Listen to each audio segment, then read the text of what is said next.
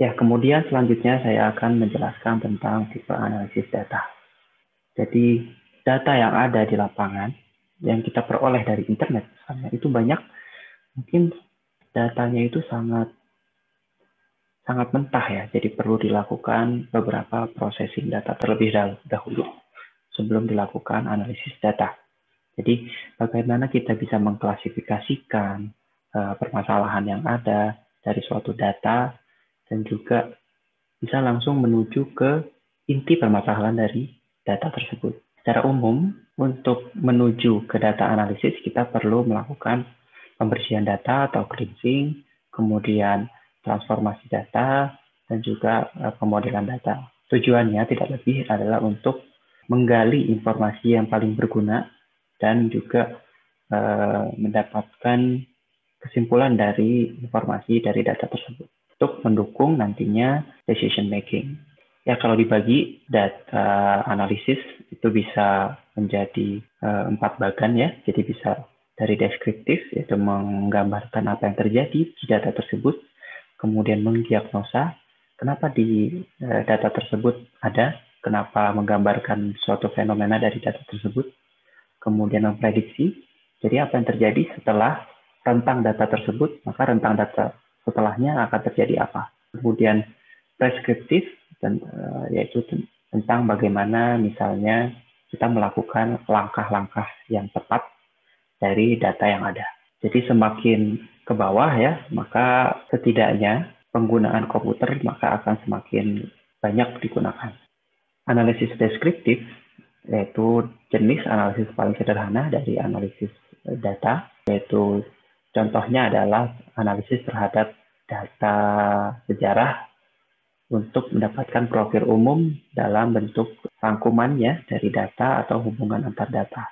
Jadi menggambarkan secara umum dari data tersebut itu bagaimana. Jadi misalnya dari suatu akun sosial media seseorang, bisa menggambarkan berapa banyaknya teman, berapa banyaknya mention, berapa banyaknya followers, berapa banyaknya halaman tersebut dibuka, dan lain-lain. Kemudian untuk analisis prediktif atau analisis data yang menggambarkan dari data tersebut untuk menggambarkan bagaimana data tersebut ke depannya akan terjadi. Jadi misalnya nilai saham dari tahun 2000 ke 2020, kira-kira dia naik terus dan cenderung linear, cenderung naik. Maka diprediksi tahun 2021 juga akan tetap naik. Kemudian untuk analisis preskriptif, yaitu analisis terhadap data secara umum untuk menghasilkan kesimpulan berupa rekomendasi bagaimana suatu fenomena dari data tersebut harus dilakukan. Contohnya, simpelnya ya data posisi kota Bandung di mana, posisi kota Jakarta di mana, kemudian data lalu lintas ada 2 parameter berarti ya. Data lalu lintas antara kota Bandung dan kota Jakarta bagaimana. Kemudian dari situ dilakukan penentuan rute terbaik dari kota Jakarta ke kota Bandung. Ya, tipe-tipe data sendiri bisa dibentuk bisa diklasifikasikan ya dari berbagai macam jenis. Misalnya ada kategorikal nominal, misalnya itu adalah nama negara, nama program studi, dan lain-lain. Kemudian kategorikal ordinal, seperti skala survei yang sangat setuju sampai sangat tidak setuju, indeks nilai. Kemudian kategori binary, seperti jenis kelamin, status mahasiswa, kemudian umur, dan lain-lain. Kemudian kuantitatif diskrit, yaitu misalnya banyaknya anak, banyaknya mahasiswa, dan lain-lain. Kemudian yang kuantitatif continuous, usia, yaitu dia berlanjut ya, karena dia continuous, berat badan, tinggi, suhu. Nah, berdasarkan struktur, data itu bisa direpresentasikan menjadi beberapa jenis juga. Misalnya structured data, jadi data yang terstruktur ya. Misalnya data dalam bentuk tabel.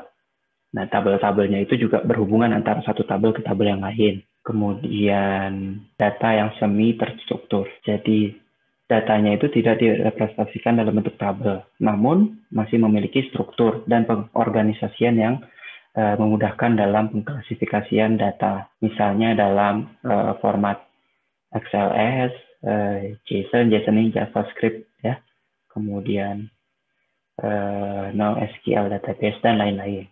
Kemudian data yang sangat tidak struktur, yaitu data yang tidak memiliki struktur.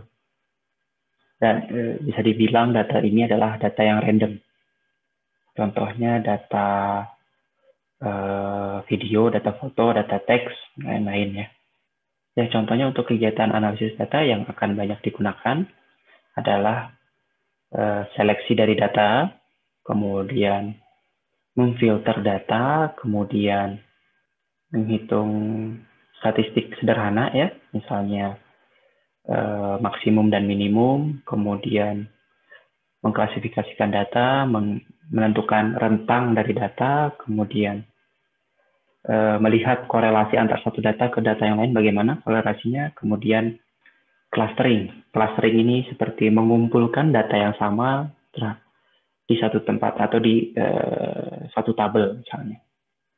Ya, secara umum data analisis cara kerjanya itu seperti ini.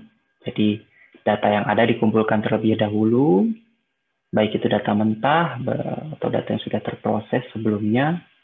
Kemudian dari situ kita bersihkan datanya, kita ambil data-data yang dikira penting, dirasa penting untuk digunakan. Kemudian kita buat sistem basis datanya agar mudah diproses. Dari situ kalau kita sudah punya sistem basis data baru bisa digunakan untuk analisis data. Dan terakhir bisa kosmetiknya seperti visualisasi dari data, bisa bentuknya peta, bisa diagram pie atau diagram bar dan lain-lain. Ya, untuk penyimpanan datanya itu sendiri bentuknya bisa bermacam-macam ya kalau kita sudah banyak mengenalnya. Jadi kalau di Excel itu bisa bentuknya macam-macam, bisa CSV, XLS, macam-macam. Kemudian ada email, ada bisa juga di cloud atau database dan lain-lain. Ya, pengumpulan datanya juga bermacam-macam. Ada data yang didapat dari kerjasama antar instansi, kemudian data, misalnya data log ya, data mengenai event yang terjadi pada suatu sistem komputer, misalnya banyaknya klik atau page request pada suatu website, itu disimpan menjadi log files. Kemudian API, Application Programming Interface, misalnya aplikasi khusus yang disediakan website untuk mendownload data. Misalnya XML ini digunakan di Google Earth ya untuk mendownload citra dari Google Earth misalnya, atau gambaran suatu lokasi dari Google Earth kita ambil ya datanya, dia dalam bentuk XML, JSON, XLS dan lain-lain. Kemudian data online ini sudah sangat banyak tipenya. Bisa data Excel, teks, PDF, JSON, atau bahkan bentuk yang tidak lazim seperti misalnya mendownload citra satelit. Ya, ini contohnya comma separated values yang kita bisa baca juga di Excel. Jadi teks dipisahkan dengan koma. Kemudian XLS atau data dari Excel ya. Jadi menyimpan data dalam bentuk tabel. Kalau yang di atas itu dia tabelnya dipisahkan dalam koma. Kalau yang XLS, tabel yang dari Excel dia berbentuk seperti tabel biasa. Ya, kemudian ada data dari XML seperti data Google Earth, kemudian ada JSON, JavaScript Object Notation dan lain-lain. Sangat banyak tipe data.